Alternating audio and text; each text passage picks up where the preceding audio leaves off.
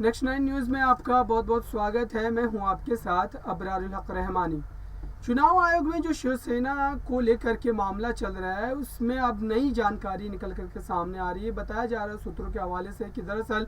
शिवसेना पर जो दावा है उद्धव ठाकरे का, उस दावे को जो है बड़ी ठेस पहुंच सकती है, क्योंकि एकनाथ शिंदे के साथ जिस बहुमत के साथ तमाम विधायक बने हुए हैं उसको लेकर के ऐसा माना जा रहा है। और अगर दल बदल कानून की यहाँ पर बात की जाए तो वो उन पर लागू होता नजर नहीं आ रहा है। ऐसे में अगर शिवसेना पार्टी उद्धव ठाकरे के हाथ से निकलकर एकनाथ शिंदे के पास चली जाती है तो फिर शिवसेना के प्रमुख उद्धव ठाकरे को महाराष्ट्र में खुद को फिर से स्थापित करने के लिए कड़ी मेहनत करनी पड़ेगी। साथ ही एकनाथ शिंदे जिस बात को लेकर के लगातार हमलावर है उद्धव ठाकरे पर, उसको और ज़्यादा परवान मिलेगी, क्योंकि एकनाथ शिंदे लगातार यही कहना चाह रहे हैं कि दरअसल उद्धव ठाकरे ने बाला साहब ठाकरे की उन विचारधाराओं से समझौता कर लिया है और यही वजह है कि उन्होंने एनसीपी और कांग्रेस जैसी सियासी दलों से गठबंधन कर सरकार में मुख्यमंत्री का पद हासिल किया था। अब देखने वाली बात यह भी है कि चुनाव आयोग शिवसेना पार्टी पर कब्जे को लेकर के जो तमाम मामला चल रहा है उसमें कब तक फैसला सुनाती है, क्योंकि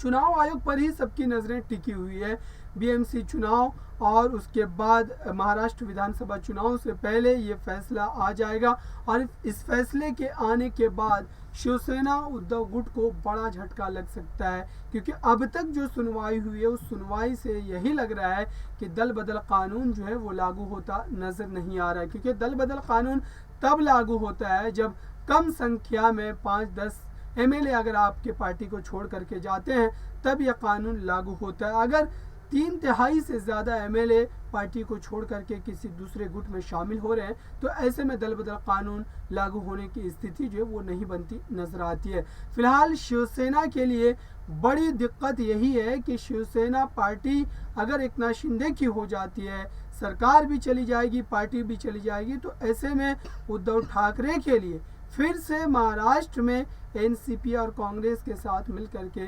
राजनीति करनी पड़ेगी, क्योंकि शिवसेना पार्टी पर जब ही फैसला सुनाया जाएगा उसके बाद महाराष्ट्र की राजनीति एक तरीके से अपनी तस्वीर बदलती नजर आएगी और एकनाथ शिंदे को बीजेपी उद्धव ठाकरे के खिलाफ एक बड़े हथियार के तौर पर इस्तेमाल करेगी और उनके सारे वोट बैंक को तोड़ने का प्रयास जो है वो बीजेपी विधानसभा चुनाव में ज़रूर करना चाहेगी और इस तरीके से शिवसेना का पतन जो है वो महाराष्ट्र की राजनीति से होता नजर आएगा। फिलहाल इस खास रिपोर्ट में इतना ही। देखते रहिए ताज़ा तरीन खबरों के लिए नेक्स्ट 9 न्यूज़ को। धन्यवाद।